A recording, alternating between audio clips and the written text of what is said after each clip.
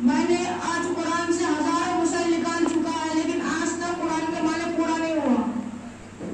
پھر دوسرا شخص حضرت غزالی رحمۃ اللہ علیہ سے پوچھا آپ نے قرآن کو کیسا پایا؟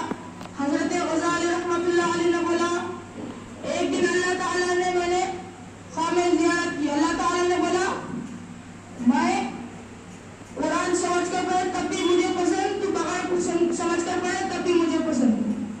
اللہ تعالیٰ نے پارے سطح سے پڑھایا وما خلقت الجن والانس الا لیعبدون، صدق اللہ العظیم۔ اس میں اللہ تعالیٰ فرماتا ہے میں نے انسان اور جنات کو اپنی عبادت کے لیے پیدا کیا ہے۔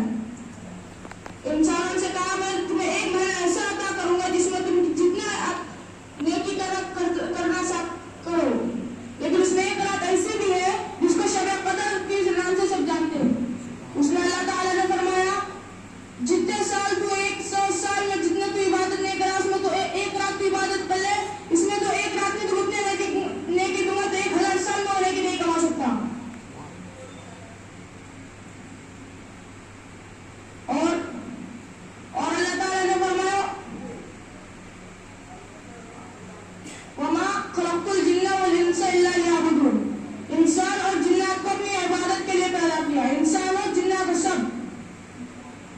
اور وما ارسلناک الا رحمۃ للعالمین، اللہ تعالیٰ نے محمد صلی اللہ علیہ وسلم کو ساری دنیا کے لیے رحمت للعالمین بنا کر بھیجا گیا ہے، اس لیے حضور صلی اللہ علیہ وسلم کو رحمت للعالمین بنا کر بھیجا گیا، سب کے لیے رحمت ہے۔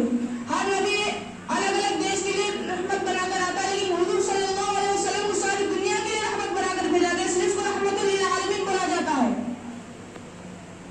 حضور صلی اللہ علیہ وسلم آنے سے پہلے دنیا میں اندھیرا ہی اندھیرا تھا، چاند تھا لیکن بے نور تھا، تارے تھے لیکن بجھے بجھے، آفتاب تھا لیکن ڈوبا ڈوبا، سب کے دل اجلے اجلے ہو گئے تھے۔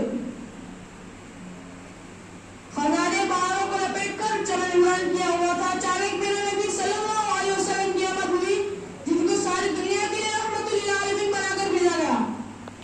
وہی رحمت للعالمین جن پر بادل اپنا سایہ کرتا ہے، وہ رحمت للعالمین جن کے دربار عالیشان میں جنات کے قافلے پیام حق کو سننے تشریف لاتے ہیں۔ میں اس رحمت للعالمین کی شان کیا بیان کروں کہ جس سے زیادہ اللہ تعالیٰ نے کسی کی تعریف بھی نہیں کی۔ حضرت صلی اللہ علیہ وسلم فرماتے ہیں کہ تو کچھ بھی کام کرے سب سے پہلے بسم اللہ پڑھ کر کر، اس میں تو ہر کام میں کامیابی ملے گی۔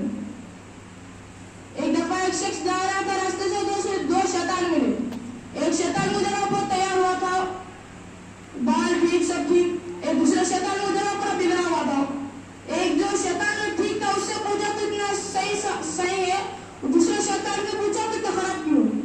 تو ایک شیطان نے کہا وہ شخص جو بسم اللہ بول کے نہیں کھاتا میں اس کے ساتھ کھانا کھاتا ہوں، جو شخص بسم اللہ بول کے وہ کام نہیں کرتا میں اس کے ساتھ وہ کام کرتا ہوں۔ وہ شخص نے کہا دوسرے